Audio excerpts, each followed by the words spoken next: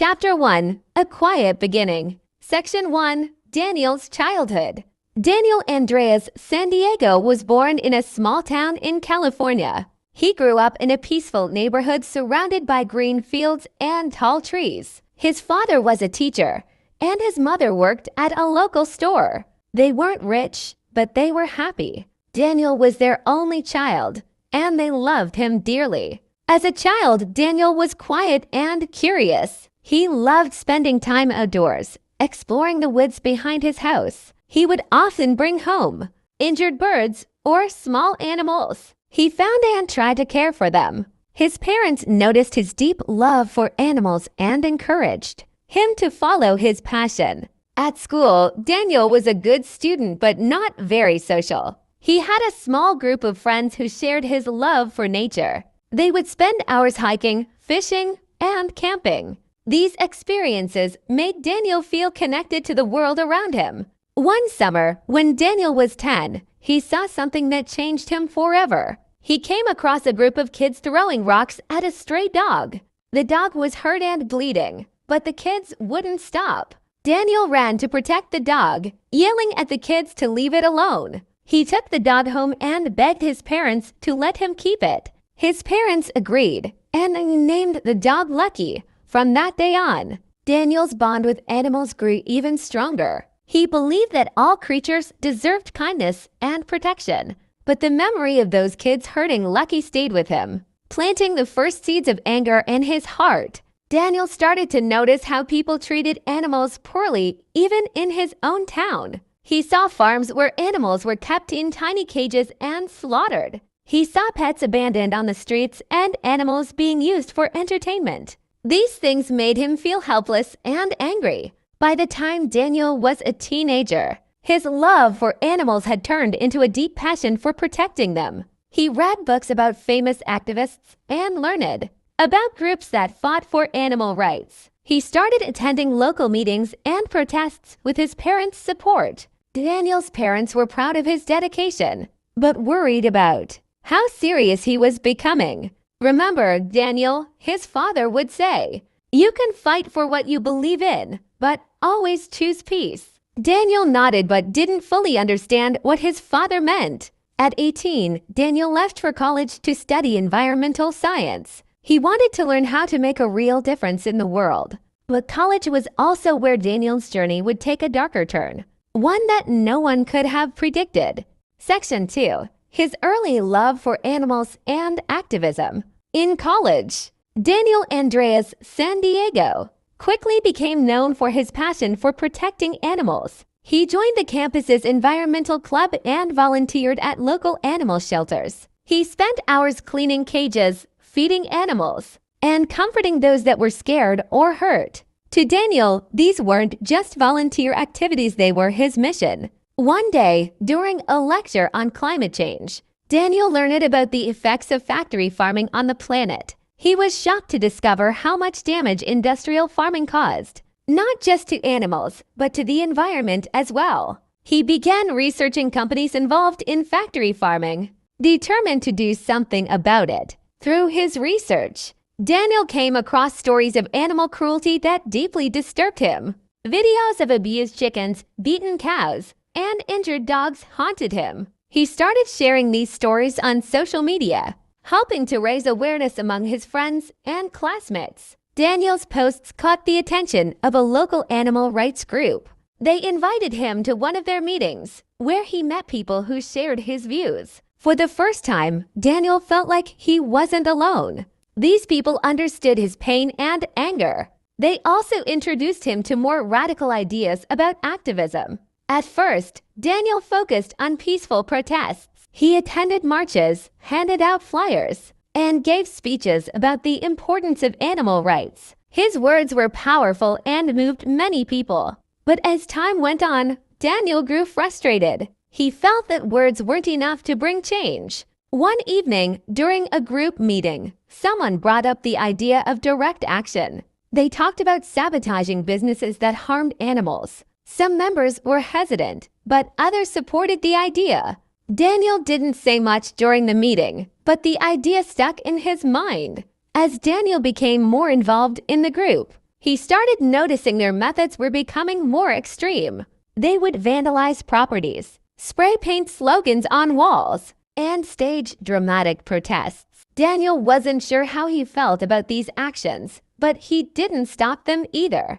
One of the group's leaders, a man named Marcus, saw potential in Daniel. Marcus was older and had been involved in activism for years. He believed in fighting fire with fire and often pushed for bold, risky actions. Marcus took Daniel under his wing and began mentoring him. Under Marcus's guidance, Daniel's frustration turned into determination. He believed the system was broken and only drastic measures could fix it. He started seeing himself as a soldier in a war to protect the voiceless. He stopped questioning the group's actions and started leading them. By the end of his second year in college, Daniel had fully embraced the idea of direct action. He wasn't just an activist anymore, he was a warrior. Section 3. His college years and activist group ***. In his third year of college, Daniel's life took a sharper turn. His grades began to slip as he spent more time with the activist group. They met late at night in secret locations, discussing the injustices they saw in the world. These meetings felt like a second home to Daniel, a place where he could voice his anger and find others who shared his passion. The group was small but dedicated. They called themselves Guardians of the Earth. Most members were young, like Daniel, and had strong opinions about animal rights and environmental protection. They spent their days researching companies that were involved in unethical practices and their nights planning protests. One night, Marcus, the group's leader, shared a shocking story about a local company accused of animal cruelty. The company, he explained, supplied products for major food chains and was known for keeping animals in terrible conditions. Marcus suggested the group take direct action against them. At first, the group was hesitant. Some members suggested writing letters or organizing a peaceful protest outside the company's headquarters. But Marcus argued that these methods had been tried before and had failed. If we want real change, he said, we need to hit them where it hurts. Daniel listened quietly, torn between his love for animals and his father's advice about choosing peace. But when Marcus described the company's cruel practices in detail, something inside Daniel snapped. He raised his hand and said, I'm in. Let's do it. From that night on, Daniel became one of the most active members of the group. He helped plan their actions, from graffitiing walls to organizing sit-ins at government offices. Each time they struck, Daniel felt a rush of adrenaline and a sense of purpose. He believed they were making a difference. Despite his growing involvement in activism, Daniel's parents had no idea what he was up to. When he visited home, he acted like everything was normal. He didn't want to worry them, and he certainly didn't want them to try to stop him. Daniel's double life wasn't easy. He had to balance his studies, his family, and his growing responsibilities in the group. But the more time he spent with the Guardians of the Earth, the more he felt like this was his true calling. The group's activities began to attract attention. Local newspapers reported on their protests, calling them a radical fringe group. Some articles praised their passion, while others criticized their methods. The mixed reactions only fueled Daniel's determination. By the end of his college years, Daniel had transformed from a quiet, nature-loving boy into a determined activist. He believed he was fighting for a noble cause, even if it meant breaking the law. What he didn't realize was that his journey was about to take a dangerous turn. Section 4. The Turning Point. By the end of his college years, Daniel's involvement with the Guardians of the Earth had grown intense. What started as small protests and peaceful demonstrations had now escalated into more extreme actions. The group was increasingly willing to break the law to make their point. Daniel began to believe that the system could never change unless it was forced to. One evening, Marcus called an urgent meeting. He told the group that they had information about a large pharmaceutical company that was conducting cruel experiments on animals. The company was testing products on rabbits, monkeys, and other creatures in inhumane conditions. Daniel's anger flared when he heard the details. He wanted to take immediate action. At the meeting, Marcus proposed a plan. They would break into the company's facility, free the animals, and destroy any equipment that was used for testing. The plan was risky, and the consequences could be severe. But Marcus promised that the group would be careful. They would wear masks, and they would be quick. Daniel wasn't sure at first. He knew the risks involved breaking into a facility was illegal, and they could get arrested.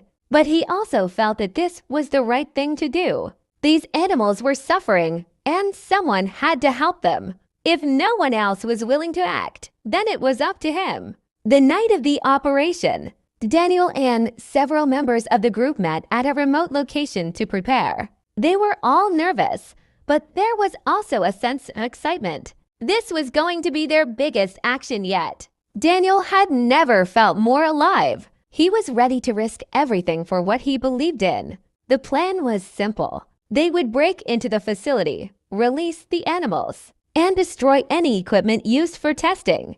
Daniel and two others were assigned to disable the security system, while the rest of the group freed the animals. Everything seemed well organized, but as the group approached the facility, they realized just how dangerous the situation was. The security guards patrolled the area, and there were cameras everywhere. Daniel felt his heart race as they snuck past the guards and into the building. The air was thick with tension. They moved quietly through the halls, but the sound of their footsteps echoed in the empty building. When they finally reached the lab where the animals were kept, Daniel couldn't believe his eyes. Dozens of cages lined the walls, each one containing a frightened animal. The sight filled him with both anger and sadness. This was the moment he had been waiting for too.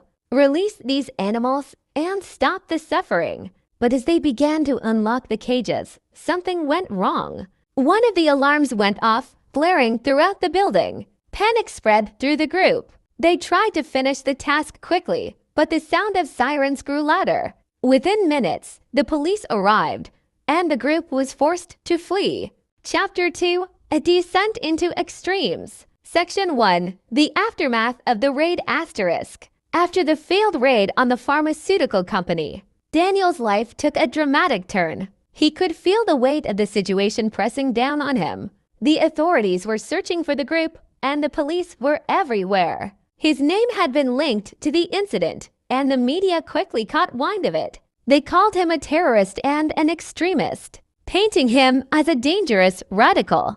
Daniel went into hiding, constantly moving from place to place, afraid to stay in one location for too long. He couldn't even trust his old friends. They had become distant, scared of being associated with him. His parents tried to reach him, but Daniel refused to call home. He didn't want them to know how deep he had gotten into the underground world of radical activism. During this time, Daniel became more isolated. His once strong belief in peaceful activism had faded, replaced by a burning desire for revenge. He wasn't just fighting for animals anymore, he was fighting for his own survival. The anger inside him grew stronger with every passing day, and the line between right and wrong blurred further. One day, he received a message from Marcus, who had managed to stay out of sight. Marcus told Daniel that the authorities were closing in on them, and they needed to act quickly. He suggested that the group should go underground, abandoning their old ways and using more covert tactics to strike fear into those they believed were responsible for animal cruelty. Daniel, now desperate, agreed. He felt a deep sense of betrayal by the system. He no longer saw himself as an activist. He saw himself as a soldier in a war that had no rules, no boundaries, and no mercy. Section 2, Becoming a Target. Daniel's first mission as part of this more radical approach was to target another company involved in animal testing. But this time, things were different. This wasn't just a protest or a break-in, it was an act of terror. They planned to plant explosives at the company's headquarters. The goal was to cause damage, send a message, and strike fear into those who supported animal cruelty. Daniel was terrified but also determined. He had crossed the line, and he knew there was no turning back. The explosives were carefully hidden, and the group used a series of coded messages to coordinate the attack. The mission was clear: hit the company hard, send a message, and disappear before anyone could catch them. The night of the operation, Daniel's heart raced as he and the others carried out the plan. They planted the explosives near the building's entrance, making sure to avoid casualties but still cause maximum damage. As the clock ticked down, Daniel couldn't help but feel a strange sense of satisfaction. This was what he had been working for, a bold statement that would make the world notice. But things didn't go as planned. As the group was making their escape, something went wrong. The explosives detonated too early, causing a massive explosion that shook the entire street. Windows shattered and cars were overturned. The blast left a trail of destruction in its wake. Daniel and the others ran as fast as they could, but the police were already on their tail. The group scattered in different directions. Trying to avoid capture, Daniel's heart was pounding, and he felt the weight of his actions sinking in. This wasn't a victory, it was a disaster. Section 3. The search and the turning point. After the explosion, the authorities launched a massive manhunt for the group. Daniel's name was plastered across newspapers, and his face appeared on television. They called him a domestic terrorist, a leader of a radical animal rights group. The government offered a large reward for information leading to his capture. Daniel went further underground. He stopped using his real name, adopting a new identity each time he moved. He learned to live in the shadows, avoiding even the smallest hint of recognition. His former life, the one he had once loved, felt like a distant memory. He couldn't go back, and he didn't want to. But even as he embraced his new life as a fugitive, Daniel's anger continued to eat away at him. He felt betrayed by the world, by the people who turned a blind eye to the suffering of animals. He began to see the government and corporations as the true enemy. They were the ones responsible for the destruction of the planet and the cruelty toward animals. Daniel's actions became more erratic and reckless. He stopped caring about the consequences of his actions. His only focus was on causing harm to those who he believed were responsible for the suffering he had witnessed. Chapter 3. Living in the Shadows Asterisk. Section 1. The hunt intensifies. Daniel's life as a fugitive became a game of survival. The explosion had sent shockwaves through the country, and the authorities were relentless. An even bigger reward for any information leading to his capture. Daniel had been careful to cover his tracks, but the longer he stayed on the run, the more desperate and careless he became. Communication with Marcus was limited to encrypted messages. Trust was now a rare commodity. Daniel couldn't afford to trust anyone. His paranoia grew, and he began to isolate himself from the world. Section 2. A desperate message. One night, Daniel received an encrypted message from Marcus. The message was brief but urgent. The walls are closing in. We need to act now. Focused, but now even he was panicking. They had reached a point of no return. The authorities had traced some of their movements, and the police were getting closer with every passing day. Marcus suggested a plan to disappear completely. He promised that if they moved fast, they could escape the country and start a new life in a different part of the world. It sounded like a lifeline to Daniel. His whole life had been consumed by this cause, but now all he wanted was freedom. Passion he once felt was gone, replaced by fear and exhaustion. The thought of fleeing the country seemed tempting, but at the same time, it felt like admitting defeat. Section 3. A broken decision. In the end, Daniel made the decision to go. He packed up his things and met with Marcus one last time. Unsure if this was the right choice, they would leave the United States and start fresh, away from the law and away from the life they had known. We're everywhere, and even a small mistake could lead to capture. But the thought of freedom pushed Daniel forward. He wanted to believe that leaving the country would bring him peace, to hide. But as the plane took off, Daniel couldn't shake the feeling that something was wrong. It wasn't just the police chasing him, it was his own conscience. Section 4. The final chapter. Months passed in South America. Daniel and Marcus lived quietly, constantly on the move to avoid being detected. They kept to the shadows, doing everything they could to stay out of sight. But even in the silence of their new life, Daniel's thoughts were never quiet. He had wanted to change the world, to fight for those who couldn't fight for themselves. But now he realized that his actions had only caused more pain and suffering. The people he had hurt, the destruction he had caused, it all weighed heavily on him. One day, while walking through a small town, Daniel was stopped by a local man who recognized him from news reports. The man looked at him with a mix of curiosity and fear, but Daniel didn't run. He stood there, frozen, as the man quietly spoke. "You're Daniel Andreas San Diego, aren't you?" The man asked. Chapter 4. The final years Section 1. An uncertain future Daniel's life in South America had become a routine of uncertainty. He and Marcus moved between small villages and remote areas, always careful not to attract attention. While Daniel tried to put his past behind him, the guilt still gnawed at him. He knew he couldn't run forever. His life had been marked by violence. And even though he had physically left the United States, the scars of his actions remained. For Marcus, things were different. He had a certain calm about him, as if he had accepted his role in the world. He no longer questioned their actions. To him, the revolution had been a means to an end, and now it was over. But for Daniel, the revolution was still alive in his mind. It was the cause that had led him down this dark path. And despite his regrets, he couldn't stop thinking about it. Section 2. The call from the past One day, as Daniel was sitting alone in a small, dimly lit room, he received an unexpected message. It was encrypted, just like the ones from Marcus. At first, he thought it was from his old comrade. But when he decrypted the message, his heart sank. It wasn't from Marcus. It was from someone he never expected to hear from again. The message came from the FBI. The message wasn't a threat or a demand. Instead, it was an offer a deal. The FBI knew Daniel was hiding in South America, but they hadn't been able to find him. The message proposed a new life in exchange for information. If Daniel agreed to help the authorities expose other members of the group he had once been part of, he could have a fresh start. He could leave the criminal life behind,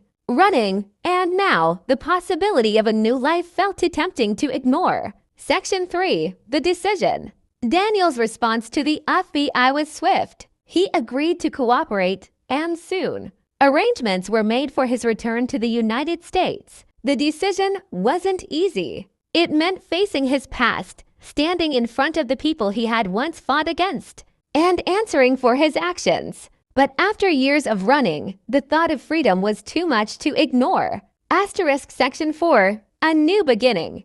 Daniel's return to the United States was quick and discreet. He was placed in a witness protection program, given a new identity, and relocated to a small, quiet town far from the life he had once known. He lived under a different name, in a different world. For the first time in years, Daniel could walk down the street without looking over his shoulder. He could go to a grocery store or sit in a park without feeling like someone was following him. It was a strange feeling, almost surreal. But peace did not come easily. The weight of his past still haunted him, and he struggled to adjust to the quiet life he kept to himself, never allowing himself to form close relationships. He was constantly reminded of the lives he had ruined, the destruction he had caused. Chapter 5. The struggle within Section 1.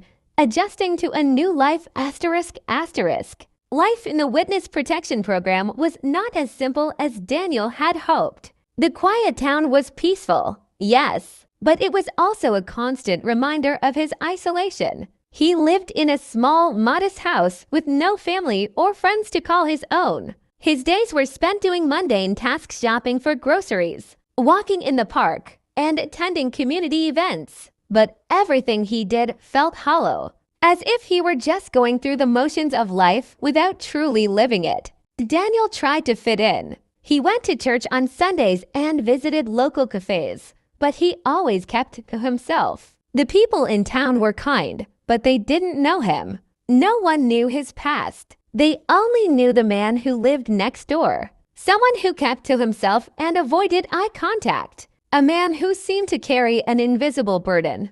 As much as Daniel wanted to move on and forget, his past would not let him. He spent his nights staring at the ceiling, wrestling with the choices he had made. The guilt, the shame, the fear, it was all still there, lurking in the corners of his mind. Despite the new life he had been given, Daniel found it hard to escape the shadows of his former self. The weight of his past mistakes pressed on him every day. And though he tried to make a new start, he couldn't shake the feeling that he was living in the shadow of the man he used to be. Section 2. Flashbacks and regret ***. One evening, as Daniel sat in his living room, flipping through old photographs, memories from his past came rushing back. He found a picture of himself standing beside Marcus, both of them smiling and holding up their revolutionary banners. It was a simpler time, before everything had fallen apart, before the explosions, the violence, and the endless running. He remembered the first time he had joined the movement. At the time, it had all seemed so noble, so right. They were fighting for justice, for freedom, for the oppressed. But as the years went by, the cause had become something much darker. The faces of those they had hurt, the innocent lives destroyed, haunted him. He had been a part of that. He had played a role in the suffering. Daniel felt a wave of nausea wash over him as he stared at the photo. The man in the picture was not the man he had become. That young, idealistic man had been replaced by someone who carried the weight of countless lives lost. The memories of the people he had hurt, whether directly or indirectly, came flooding back. The faces of those who had died in the attacks. The families who had lost loved ones. How could he ever make up for that? He closed the photo album and put it away, but the memories lingered. His past was like a shadow, always following him, never letting him forget. Section 3. A chance encounter. One afternoon, as Daniel was walking down the street, he ran into a woman who had recently moved to the town. Her name was Clara, and she was a librarian at the local library. Clara was friendly and outgoing, the opposite of Daniel, who preferred to keep to himself. She smiled at him and struck up a conversation. At first, Daniel was cautious. He didn't want to get close to anyone. But there was something about Clara that made him feel comfortable, as if she could see through his defenses. Over the next few weeks, they ran into each other several times, and Daniel found himself looking forward to their conversations. She was kind, and she never asked about his past. She was simply interested in getting to know him as he was now. For the first time in years, Daniel felt a small spark of hope. Maybe he could have a normal life. Maybe he could start over and leave his past behind him. Clara's presence was like a breath of fresh air. She showed him kindness without judgment, and that was something he had never truly experienced before. It was a feeling he had long forgotten. But even as they grew closer, Daniel knew he couldn't let Clara get too close. His past was something that would eventually catch up with him. It always did. He couldn't put her in danger, couldn't allow her to become a part of his broken past. No matter how much he wanted to be close to her, he had to keep his distance. Section 4. The choice to let go. One evening, Clara invited Daniel to join her for a walk in the park. The sun was setting, casting a warm, golden glow across the town. It was a peaceful evening, the kind that made Daniel feel like he could forget everything. He agreed to join her despite the inner turmoil he felt. As they walked, Clara talked about her life, her dreams, and her love for books. Daniel listened, but his mind was elsewhere. He was constantly aware of how close they were walking, of how his past could suddenly catch up with him. It felt like there was a wall between them, a barrier that he had built to protect himself and her from the truth of who he was. After a few minutes of silence, Clara stopped walking and turned to face him. "Daniel," she said softly, "I can tell something is bothering you. You don't have to tell me, but I want you to know that you don't have to carry whatever it is alone." Daniel's heart clenched. She had no idea what he was carrying. How could he explain it? How could he tell her the truth without destroying the fragile bond they had formed? He could feel the weight of his past pressing down on him. And for the first time in years, he wanted to let go. But he couldn't. The fear of what would happen if he did kept him silent. Instead, he looked at her and smiled, a sad, distant smile. "I'm just trying to figure things out," he said quietly. "But thank you for everything." Clara smiled back, her eyes full of understanding. But Daniel knew that it was only a matter of time. Chapter 6, Running from the Past. Section 1, The Decision to Leave ****.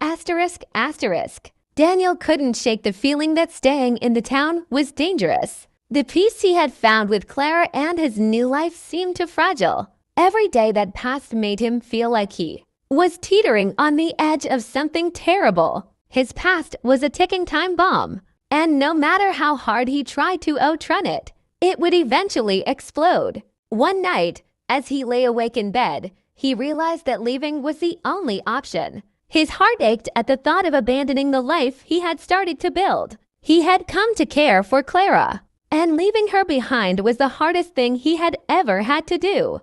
But he knew it was for the best. She deserved someone who wasn't burdened by the mistakes of the past. The next morning, Daniel began making plans. He packed his belongings into a small suitcase, leaving behind the life he had tried to rebuild. It felt like a nightmare. It wasn't just the fear of being caught that drove him to leave. It was the overwhelming guilt. He couldn't face Clara with the truth. He couldn't risk dragging her into the darkness he had lived in for so long. Before he left, Daniel wrote a note for Clara.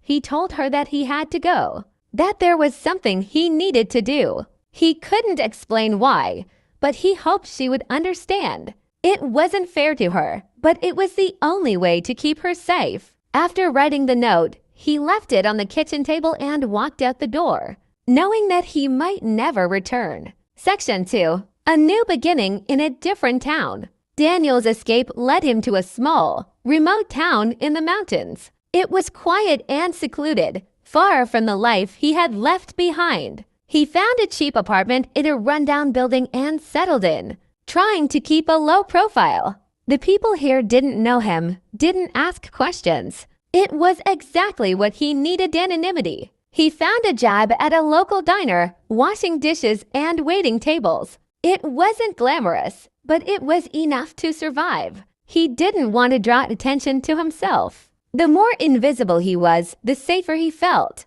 Each day was spent doing the same routine: work, eat, sleep. The isolation didn't bother him as much as it used to. It was easier to exist in this new place, far away from his past. But no matter how hard Daniel tried, he couldn't escape the constant feeling of dread. The town was peaceful, yes, but he always felt like he was looking over his shoulder. He couldn't stop thinking about the people from his old life, the ones who were still fighting for their cause, the ones who would never stop searching for him. It was only a matter of time before they found him. As the days turned into weeks, Daniel tried to make peace with his situation. He knew he couldn't run forever, but he also knew he couldn't go back to the life he once had. He had to believe that. But deep down, he couldn't escape the fear that one day the past would come knocking. Section 3, The Unexpected Visitor ****. It had been nearly 3 months since Daniel moved to the mountain town. He had settled into his new routine, and life had become bearable. He had stopped constantly looking over his shoulder, though the paranoia still lingered. The guilt, however, had never left. He still thought about Clara, still wondered if she had ever forgiven him for leaving without a word. One afternoon, as he was cleaning the diner after his shift, a familiar face appeared at the door. It was Clara. Daniel froze, his heart racing. He couldn't believe his eyes. She shouldn't be here. How had she found him? Had someone told her? He tried to control his breathing, but the panic was overwhelming. He thought about running, but he knew he couldn't escape. It was too late. Clara walked in cautiously, her eyes scanning the diner. When she saw Daniel, her face softened, and she approached him slowly. "Daniel," she said quietly, her voice tinged with sadness. "I knew you were here. I had to find you." Daniel didn't know what to say. He opened his mouth, but no words came out. He wanted to explain, to apologize for leaving without a trace, but he couldn't. He was ashamed of what he had done. He was afraid that telling her the truth would ruin everything. Clara didn't wait for him to speak. She stepped closer and placed a hand on his arm. "I know you're running from something," she said, "but you don't have to do it alone. I'm here for you. Whatever it is, we can face it together." Daniel's heart broke at her words. He had never felt so conflicted. He wanted to believe her, to trust her, but he couldn't let her into his dangerous world. He had to protect her, even if that meant pushing her away. "I'm sorry," Daniel whispered, his voice cracking. "You can't be a part of this. You don't know what's at stake. Please, just leave." But Clara shook her head. "No, I'm not leaving. Not this time. You don't have to carry this burden alone." Daniel felt the weight of her words, and for the first time in months, he allowed himself to believe that maybe, just maybe, there was a chance for him to start over. But he also knew that the past never really let go. It was always lurking in the shadows, waiting to destroy everything he had worked so hard to build. Asterisk, asterisk, section 4, the decision to face the past, asterisk, asterisk. As Clara stood there holding on to him, Daniel felt a sense of clarity he hadn't felt in a long time. He could keep running, he could keep hiding, but it wouldn't bring him peace. The only way to move forward was to confront the past head-on. Daniel looked at Clara, his eyes filled with both fear and resolve. "I need to tell you everything," he said softly. "You deserve to know the truth." Clara nodded, her face calm but filled with concern. "I'm ready, Daniel. I'm not going anywhere." For the first time, Daniel felt like he wasn't alone in this. Maybe the road ahead would be hard, and maybe it would mean facing the consequences of his action.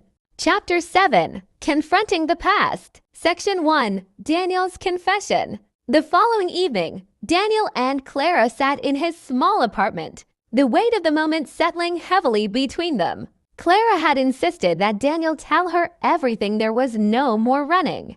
Daniel knew that the time had come to face the truth. He couldn't keep living in fear of the past, but he also couldn't bear to lose Clara. He took a deep breath, his hands trembling slightly. "Clara, I was involved with a group that, well, they did terrible things. Things I'm not proud of." His voice faltered, and he looked away, unable to meet her gaze. Clara listened quietly, her expression serious but compassionate. She didn't interrupt, giving him the space to speak his truth. Daniel's mind raced as he tried to find the right words. He had spent so many years burying the details of his past, hiding from the consequences. But now, as he opened up to Clara, that justified violence and terror. "But after everything I saw, everything I did, I couldn't stay. I had to leave." Clara's face was a mixture of shock and sadness,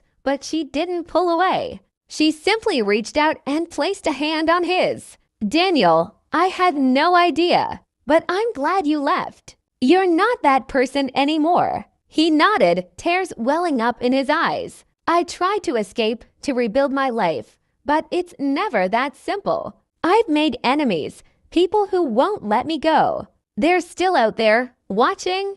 Clara squeezed his hand. "But you're not alone now.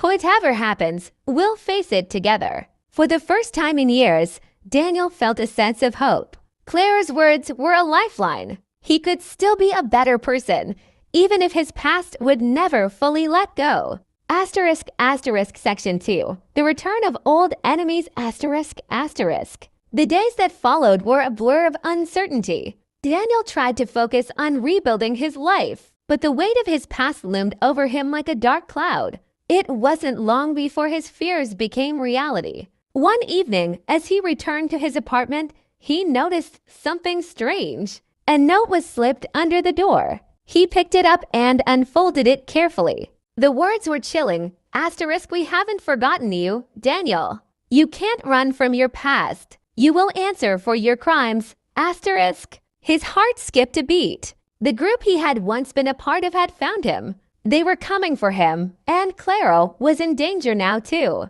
He couldn't let her get hurt because of him. Daniel rushed inside and locked the door. Clara had just arrived, and her face was filled with concern when she saw him pacing nervously. "What's wrong?" she asked. He showed her the note, his voice tight with fear. "They found me, Clara. It's only a matter of time before they come here." Clara looked at him, her face determined. "Then we'll go. We'll leave now, before they can hurt you or us." Daniel shook his head. "I can't keep running. This time, I need to face them. I have to put an end to this." Asterisk Section 3, preparing for the confrontation asterisk asterisk. The decision had been made. Daniel would confront the people from his past. There was no more hiding, no more running. But before he could face them, he had to be prepared. He couldn't afford to be caught off guard. He knew that the group he had once worked with had connections, resources, and no hesitation in using them. Clara insisted on helping. "We'll figure out a plan, Daniel. You can't go in there blind." They spent the next few days preparing. Clara used her network of contacts to gather information, while Daniel took stock of his past, the names, the places, the people he had once trusted. Every memory he had tried to bury now came rushing back. He felt like he was becoming the man he used to be, and the feeling made him sick. But this time, he was doing it for the right reasons. He was doing it for Clara and for himself. They spent hours going over potential safe houses, escape routes, and strategies. But as much as they planned, Daniel knew that the confrontation would be unpredictable. He had no idea what he was walking into, but he couldn't let fear hold him back. The past was never going to let him go. The only way to take back control was to face it head on. Daniel stood by the window one night, looking out at the dark sky. He could feel the weight of the choices he had made pressing down on him. But for the first time in years, he felt ready. He wasn't the same man he had been, and he wouldn't let the mistakes of his past define his future. Asterisk asterisk Section 4, the final confrontation asterisk asterisk. The day of the confrontation came sooner than Daniel had expected. He and Clara made their way to an old, abandoned warehouse, a place he knew would be a meeting spot for those from his past. The building was dark, the air thick with tension. Clara stayed in the car, watching for any signs of danger, while Daniel entered the warehouse alone. Inside, the shadows seemed to move, and Daniel's heart raced as he walked further in. His eyes scanned the room, looking for any sign of the group. And then, out of the darkness, figures emerged. There were 3 of the mold faces he had once called comrades. "You thought you could run, Daniel," one of them said, stepping forward. His voice was cold, full of contempt. "But there's no escaping the life we chose. You can't hide from what you've done." Daniel took a deep breath. "I'm not hiding anymore. I left that life behind. I'm not part of this anymore." The man laughed darkly. "You don't get to just walk away. You owe us. You owe for the things you've done." Daniel's fists clenched at his sides. "I can't change the past, but I won't let it control me. I'm done." The tension in the room was unbearable. For a moment, it seemed like nothing would happen. But then, in an instant, the silence was broken by the sound. The group hesitated, seeing her enter. For a moment, Daniel thought they might back down, but the leader spoke again. Asterisk asterisk Chapter 9, the final confrontation asterisk asterisk. Asterisk asterisk Section 1, the unexpected knock asterisk asterisk. Several months passed in the quiet town. Daniel and Clara had settled into their new life, their days filled with simple routines, working, walking through the woods, and enjoying each other's company. They felt safe, almost as if the dark days were behind them. But the past had a way of catching up. And that is exactly what happened one cold morning. It started with a knock on the door. Clara opened it cautiously, her heart sinking when she saw a man standing on the doorstep. He was tall, dressed in dark clothes, with a serious look on his face. "Is Daniel San Diego here?" the man asked, his voice calm but firm. Clara's mind raced. She knew that name. It was the name he had used in the past, the name tied to everything he had tried to escape. Before Clara could respond, Daniel appeared in the hallway. His heart skipped a beat when he saw the man. This was no ordinary visitor. This was someone from the past. The man looked at Daniel. "We need to talk. It's not over." Daniel's breath caught in his throat. He had hoped they would never find him here, but it seemed he was wrong. Section 2. The past comes to light. The man stepped inside, and Daniel motioned for him to sit. Clara stood silently in the background. Her eyes locked on Daniel as she tried to read his expression. This was not a visit they had expected. Section 3. The plan. Over the next few days, Daniel and Agent Thompson worked together, going through files and reports, trying to piece together the group's plan. The more they discovered, the clearer it became that this wasn't just a small operation. It was an attack on the country itself. The group had infiltrated several key institutions and was planning a coordinated strike that would throw the country into chaos. They had resources, manpower, and a deep network of support. Stopping them wouldn't be easy. Daniel used everything he had learned in his time with the group. He knew their tactics, their communication methods, and their hidden locations. This knowledge gave Agent Thompson and his team the edge they needed to track down the group's leaders. Section 4. The showdown. The day of the operation arrived. Daniel and Agent Thompson, along with a small team of trained agents, gathered at a safe house on the outskirts of town. The final plan was in motion, and everything had been set into place. It was now or never. Daniel felt a deep sense of anxiety building inside him. This was at the moment where he would face the group he had once called family. He had trained with them, fought alongside them, and now he would be fighting against them. As they moved into position, Daniel's thoughts turned to Clara. He knew how much she had sacrificed for him. She had stood by him through the darkest moments of his life, and now she was watching him prepare to face the people who had once been his brothers in arms. Chapter 10. A New Beginning. Section 1. The Aftermath.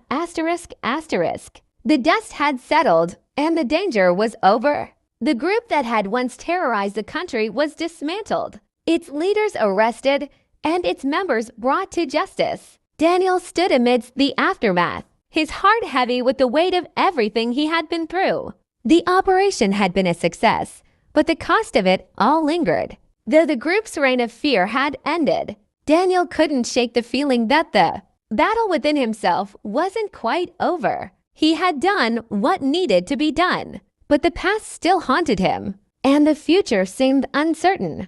As he walked through the empty streets of the town he had tried so hard to protect, he couldn't help but feel a mix of relief and sadness. The life he had left behind had come back to find him, but now it was truly behind him. There was no going back. Section 2. The choice.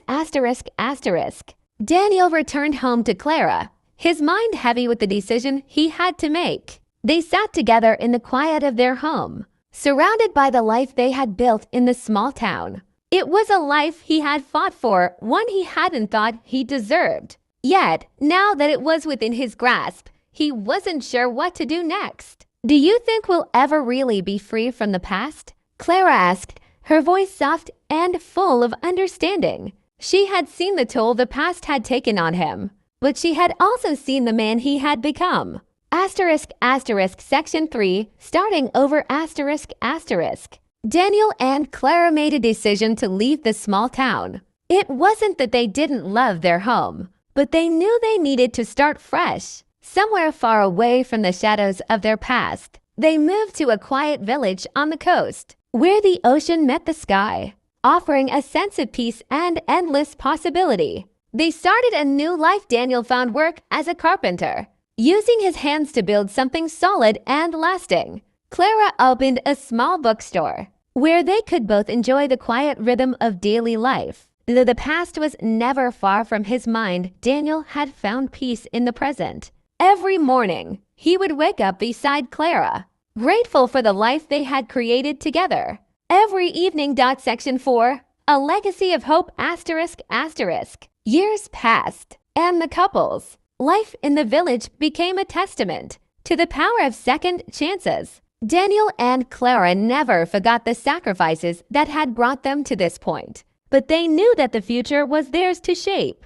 They found fulfillment in helping others, sharing their story with those who needed hope, and always reminding themselves of the importance of starting over, no matter how dark the past had been. One day, as they sat together on the porch of their cottage, watching the waves crash against the shore, Daniel turned to Clara with a thoughtful expression. "We've come a long way, haven't we?" he said, his voice filled with gratitude. "From everything we've been through, we've found a way to build something real." 6. Clara nodded, her eyes soft.